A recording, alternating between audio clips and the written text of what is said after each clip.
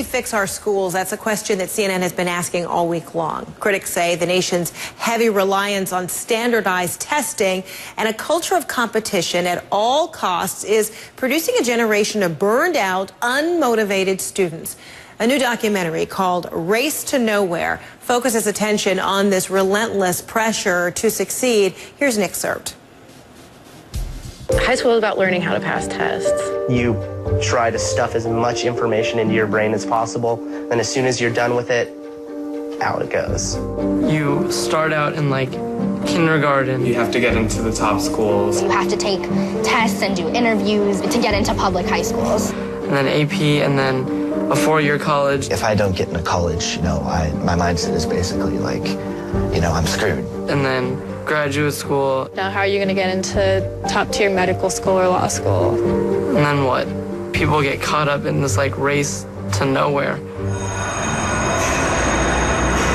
And again, that's what this documentary is called, Race to Nowhere. Joining us from San Francisco, the film's director, Vicki Abelies, and Derek Smith, a co-director of the June Jordan School for Equity, a high school with a social justice theme in San Francisco, California. He was a teacher in the documentary as well. Good to see both of you. Thanks for having us. So, Vicki, let me begin with you. What was the real impetus for this documentary? Well, I started to consider making a documentary 3 years ago when my 12-year-old daughter became physically sick from the pressure she was feeling at school and from our culture. And I felt powerless and alone as a mother. Started to speak with other students and parents and educators and eventually to experts across the country to see what was happening in our schools and with our children. So really, and was it to understand that today? I was just going to say, it really wasn't at that point of that dialogue when you started comparing notes with other parents and talking to teachers that, wait a minute, this is not an anomaly, and that it really is conceivable that my child might be getting sick from just being so taxed.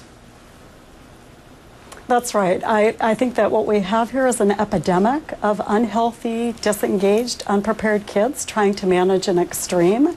And I felt that it was a story that needed to be told, a look at the inside lives of kids and teachers in our schools today. And so a lot of the children, young people that you interviewed on that high school level came from your school, Derek, is that right? Some of them came from my former school in Oakland, yes. Okay, and so when you look at this documentary and you see it's not just one child, it's not just two or three telling their story, but a pretty grand host of kids who seem to have a common thread message that the pressure is there, they want to be high achieving, they want to get high grades on a test, or they want to make sure that they have the right labeled school, a letter of acceptance from any one of these higher education schools. So how do you read the signs? How do you know whether your child is taxed? What's kind of the common denominator to know whether the kid is overwhelmed?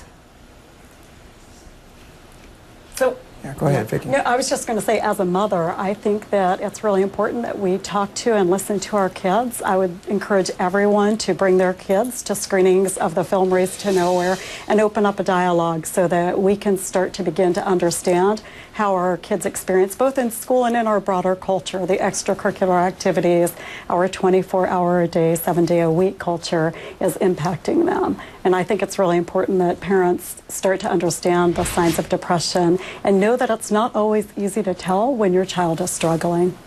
And so, right, and if they're not sleeping, yeah, that's a problem as well. I was going to say, if they're not sleeping enough, if they seem tense, if they seem stressed out and unhappy, we don't want to dismiss those things as typical signs of adolescence. We want to ask our children what's really going on, and you might find out that they might be overwhelmed and they need a break. They need some time to really sit with you or sit with someone else and actually reflect on what's happening to them. And I guess for a parent, it's really difficult sometimes to really understand that, because I think everyone remembers being that kid in school, wake up one morning and you say you just don't want to go, or you've got a stomach ache or something, but a parent has to somehow be in tune to know that what my child is saying is that this pressure, this feeling of being so overwhelmed is making him or her sick.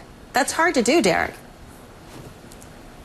No, it is hard to do, but it is something that we have to watch out for. I understand that parents, these days, parents are really concerned about their children getting a fair shake from the schools and universities. They want to make sure that their child is treated right and that they're getting the best education possible. But what we don't want to do is use the struggles and the challenges of schools as indicators of your child's worth or your child's effort, which then puts more pressure on them to try and impress their parents and impress their teachers for something that they may be eligible for in the future, or where they may get in the future, rather than being understood and valued for who they are now. So something else you reveal in this documentary is that, yes, it can make a child feel sick, it can make them start questioning or second-guessing themselves, but it can also promote cheating. Let's take a look. Because of how much pressure and how much stress it's put on getting that A so that you can get into an Ivy League school, people don't know how to deal with that besides like cheating. That's what they have to resort to, because you're getting like 5 hours of homework a night and you just can't do it. Kids cheat for a lot of reasons. Most of the time it's because they have too much work to do and too little time to do it, or the pressure on them is so great they feel they need to get the grade by hook or by crook. So now what about the role of teachers here? If parents, are not seeing the signs or overlooking the signs, teachers clearly are seeing these children all the time, maybe more so than some of their own parents. So Vicki, I wonder, how does a teacher walk away from this view and say, this is what I know what to look for, this is what I could do, this is the dialogue I can have with any number of these children? Right. Well, I think for all of us, we start by asking our kids how they're feeling and opening up the lines of communication. I think it's very difficult in our schools today when our teachers are seeing a couple hundred kids potentially in a day. And so this film is really intended to bring school communities together, to open up a dialogue around what we're doing in education today. And our hope is that parents and educators who know that education isn't working today, not only from a health perspective, but also from a preparation perspective. We're seeing kids who are arriving in college and the workplace unprepared and uninspired. Wow. And I think that we need educators and parents to join together and create a grassroots movement to transform the way we see education and childhood in this country. And in the end, I think we'll end up with better prepared kids. This is too important to wait for policies to change and to make large institutional change. Instead, I would recommend that we start in our school communities and in our homes. Vicki Abeles, Derek Smith, thanks so much. And we're talking about the race to nowhere. We appreciate your time from San Francisco today. And the documentary opens in New York and Los Angeles next Thursday. Hundreds of screenings are scheduled across the country this fall, and anyone can actually bring the film to their own community. You can get more information about all of this online at racetonowhere.com.